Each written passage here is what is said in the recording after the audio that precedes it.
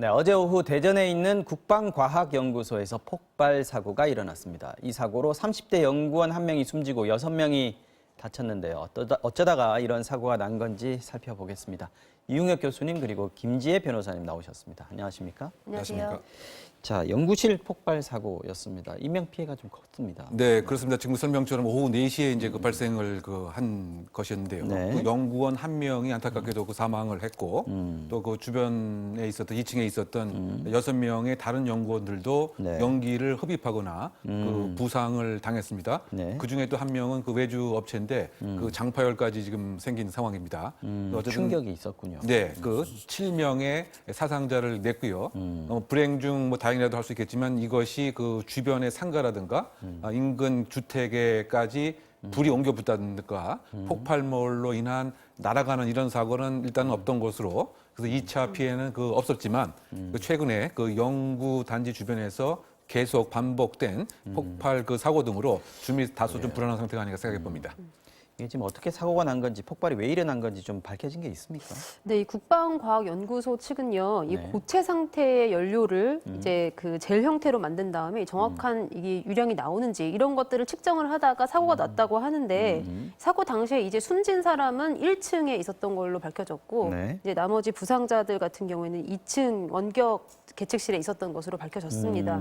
이제 그런데 이게 점 하나 연소가 별로 없었고요. 이게 네. 통상적으로는 매우 사고 가능성이 낮은 그런 실험이었다고 하고요. 측정만 하니까요. 예, 니트로메탄이라는 그 물질 자체가 이 로켓 추진용 연료이긴 하지만 또 통상적으로 산업용으로도 많이 쓰이는 그런 물질이라고 합니다. 그러니까 한마디로 얘기하면 전혀 예기치 못한 사고였다라는 그런 설명인 것 같습니다. 그러니까 폭발한 니트로메탄이라는 그 연료 물질이 원래는 이제 불을 붙이면 폭발을 할 수도 있는 거겠죠. 점화를 하는 장치 그 연료니까. 그래서 불을 안 붙이면 그렇게까지 위험하지는 않다. 이게 이제 그 연구소 쪽의 설명인데 어쩌다 불이 붙었다는 거 아니겠습니까? 근데 왜 붙었는지는 모른다는 거네요. 그렇죠. 이제 그러다 보니까 이제 과연 그 폭발의 과정이 어떻게 되는가에 있어서 지금 뭐 감식이 뭐 시작된 것 같습니다. 네. 그 니트로메탄이라고 하는 것이 그 산업용 원료이고 네. 이번 그 사항에서도 일정한 뭐 연소 실험을 한다거나 이런 것이 그 아니었고 특정 용기에서 특정 다른 용기로 옮기고 그것이 정확하게 유리량이 확보됐는가를 측정하려고 하는 이런 그 상황이었는데 네. 어떤 원인인지 불꽃이 생겼던 것 같고요. 이 불꽃이 또 높은 압력으로 진화 발전한 것 같고 네. 그러다 보니까 전국적으로는 폭발이라고 하는 사고까지 연계된 거기 때문에 과연 이것이 주변에 무슨 불꽃을 야기시킬 수 있는 그 무엇이 있었던 것인지 아니면 또 다른 어쨌든 그 압력에 의한 그 무엇이 작동했던 것인지는 좀 전문 영역이기 때문에 네. 지금 그 소방당국과 또 경찰 또 관련된 전문가가 감식을 시작해서 원인 관계를 파악하려고 하는 과정이 있습니다. 인명 피해가 난 것 자체가 이제 굉장히 안타까운 상황이 됐는데 어쨌든 화재가 크지는 않았어요. 그래서 막 이렇게 더 크게 번지지는 않았던 것 같은데 대처는 잘 됐다고 볼 수 있습니까? 네, 인력 120명, 그다음에 장비 30여 대를 동원했다고 하는데 사실 네. 이 ADD 내부에 자체 소방대가 있다고 합니다. 이제 그래서 사실 119 있어야 신고 될것 자체는 같습니다. 네. 119 신고 자체는 약간 늦어졌는데 그게 이제 그 자체 소방대가 이제 바로 즉시 출동을 해서 불을 진압을 했고 네. 그다음에 뒤에 이제 온 119 소방대가 후속 처리를 한 것으로 보입니다. 그러니까 자체 소방대가 있었기 때문에 이제 더 큰 피해 없이 이제 바로 진압이 가능했던 것 같습니다. 혹시 그래도 인명 피해가 났으니까요. 원전 조치에 소홀했던 부분들 이런 게 좀 나오는 건 없습니까? 그러니까 그 원래 그 유해 물질 안전 그 관리 규칙, 관리 매뉴얼이 연구소 등이라든가 이런 그 화학 물질, 유해 물질을 다루는 곳에서는 늘 존재하고 이것을 그 확인함이 그 원칙입니다. 그래서 유해 물질을 다루는 경우에는 방호 벽을 만들어서 그 안에서 다룬다든가 또는 그렇죠. 그것을 다룰 때도 혹시 다른 열에 대한 화상과 여러 가지 문제가 있기 때문에 방호복, 방호면 등을 이제 착용하는 것이 원칙인데 이번 상황 같은 경우는 지금 설명드린 바와 같이 그렇게 위험 상황으로 예상을 안 했기 때문에 위험 등급 관리 중에서도 이것은 아주 낮은 것이기 때문에 그렇군요. 평상복을 입고서 그와 같이 이제 옮기고 측정하는 작업을 했다. 그러다 보니까 소위 그 안전 조치와 이제 관련돼서 처음에 판단 자체가 혹시 잘못된 것은 아닌 것인지 뭐 이런 부분들이 조금 문제가 될 수가 있을 것 같습니다. 규정상으로는 평상복을 입어도 되는 상황이었는데 그렇죠. 평상복을 입어도 되는 상황이지만 어쨌든 그 유해 화학 물질 또는 위험물을 분명히 취급하는 것이기 때문에 기준 자체를 좀 다시 설정. 그렇죠. 조금 더 꼼꼼하고 보수적으로 그 설정을 해서 다소 뭐 귀찮음이 있더라도 네. 그 방어복이라든가 또는 방어 시설이 완비된 그와 같이 벽 속에 가서 이런 일을 했다고 한다면 이런 일 자체의 피해를 좀 줄일 수 있는 방안이 되지 않을까 생각해 봅니다. 국방과학연구소라는 이름만 봐도 사실 무기가 떠오르고요. 거기 위험 물질이 많이 있겠다 싶은 생각은 당연히 드는데 말씀하셨지만 사고 재발을 방지하기 위해서라도 조금 손질을 할 필요가 있지 않는가 싶은 생각이 듭니다. 네, 그러니까 이곳이 뭐 병기나 군장비 등에 대한 어떤 연구 개발 등을 담당하는 그런 곳이잖아요. 네네. 그렇기 때문에 뭐 소총, 전차, 장갑차, 뭐 이렇게 포, 잠수함, 네. 뭐 여러 가지 폭발 물질이나 위험한 물질들을 많이 다루는 그런 곳입니다. 그런데 지난해부터 뭐 올해까지 계속해서 사고가 지금 끊이지 않고 있는 모습을 보이고 있어요. 그러니까 지난해 4월에는 이제 탄약 관련 실험을 하다가 불이 나기도 했고 작년 6월에는 실험실 냉장고에서 불이 나기도 하고요. 네. 그다음에 또 올 2월에는 좀 이거 사고가 크게 났습니다. 로켓 추진체에서 연료를 분리하는 작업 도중에 또 폭발 사고가 그때 나서 사망 사고가 3명이 있었습니다. 3명이 사망하기도 했는데 이게 이제 민가에서 좀 떨어져 있기는 해도 그곳 자체가 대전시 유성구라서 35만 명 인구를 가진 네. 대도시인 거죠. 그래서 더 철저히 안전을 관리해야 될 필요성이 지적되고 있는 상황입니다. 네, 연구원과 직원들의 안전도 굉장히 중요한 거니까요. 또 철저하게 좀 손을 봤으면 좋겠다는 생각이 듭니다. 자, 다음 소식은 좀 다소 뜨악한 뉴스였습니다.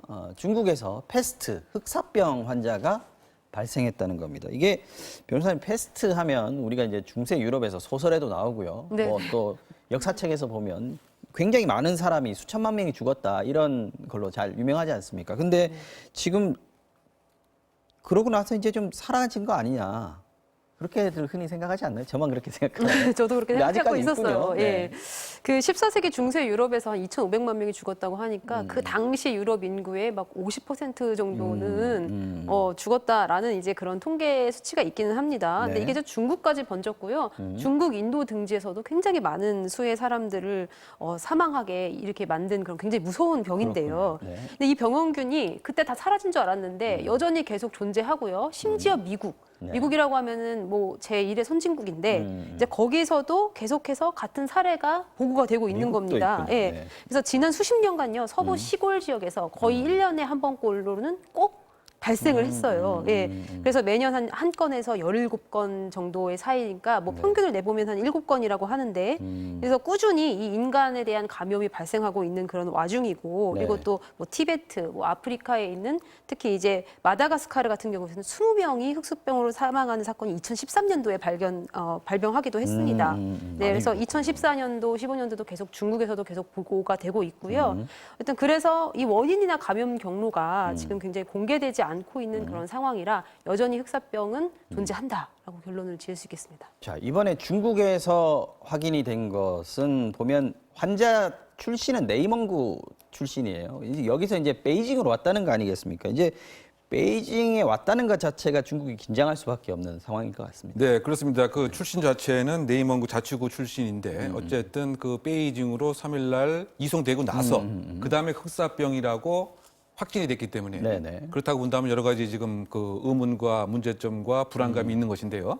지금 그 흑사병이 그 전파되는 과정 자체는 정확하게 공개가 안 돼 있는 것 같고요. 네. 다만 지금 그 2명의 확진 환자 중에서 네. 그 오늘 오전에 나온 그 뉴스는 한 명이 뭐 사망을 했다 이런 뉴스가 또 나온 것 같습니다. 한 명은 상당히 그 불안한 상태에 그 있다라고 네. 현재 뉴스가 그 타전이 그 됐고요. 치료가 늦었다라고도 볼 수가 있고. 그렇죠. 그러다 보니까 지금 이 경로는 이른바 그 쥐에 그 벼룩이 사람을 물므로써 즉 벼룩 안에 그 패스트균이 있는데 그 사람을 이렇게 물게 되면 그 패스트균이 그 감염이 되고 이것이 가장 그 일반적인 그 형태입니다만 뭐 기침이라든가 또는 환자의 여러 가지 체액이라든가 뭐 심지어 그 공기에 의해서도 뭐 전파될 가능성이 있는 것을 배제할 수는 없는 것은 아니냐. 전염병이니까요. 전염병이니까 말이죠. 그래서 이제 그 몸 자체가 검게 변한 상태에서 사망을 하기 때문에 우리가 흑사병이다. 흑사병이라고 부르는 것인데 어쨌든 베이징으로 옮겨지고 나서 지금 확진이 되고 이와 같은 뭐 사망이라고 하는 것이 있기 때문에 과연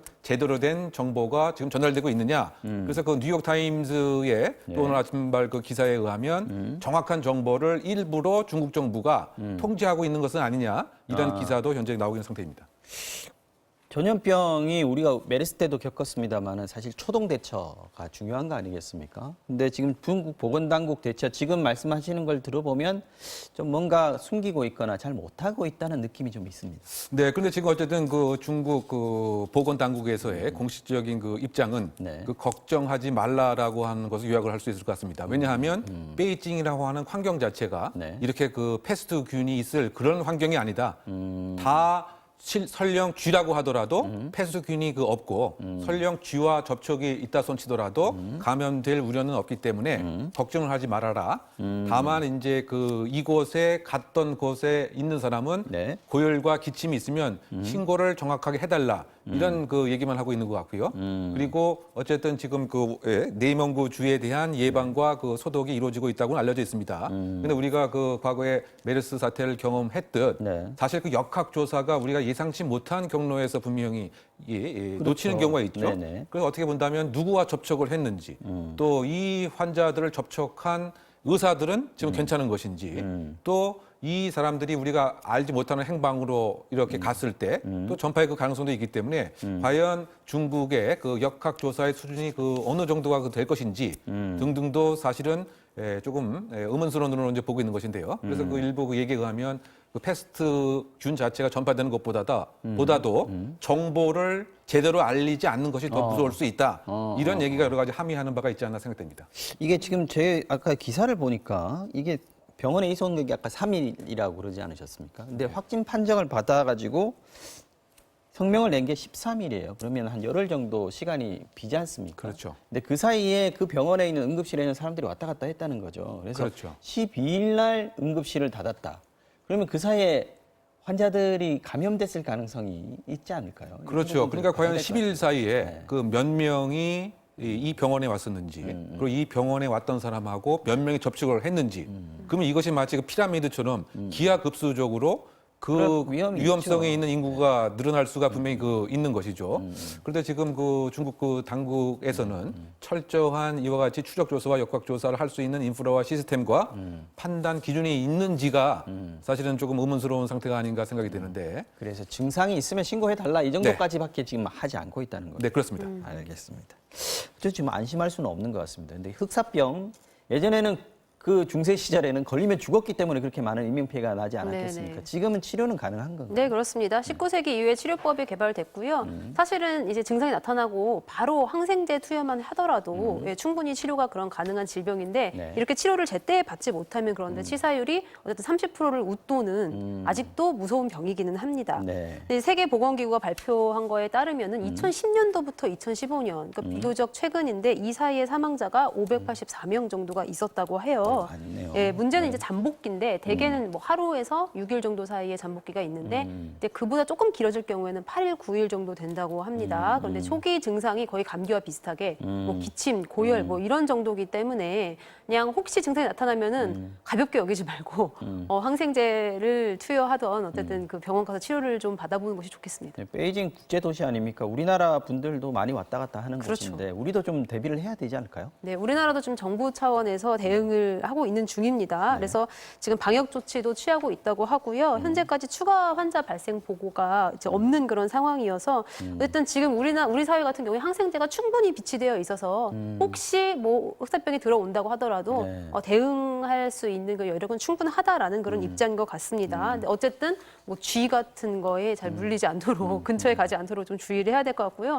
또 흑사병 환자의 어떤 분비물 이런 오염된 물질 이런 것들에 좀 주의를 해야 되겠습니다. 어쨌든 만사 불여 튼튼입니다.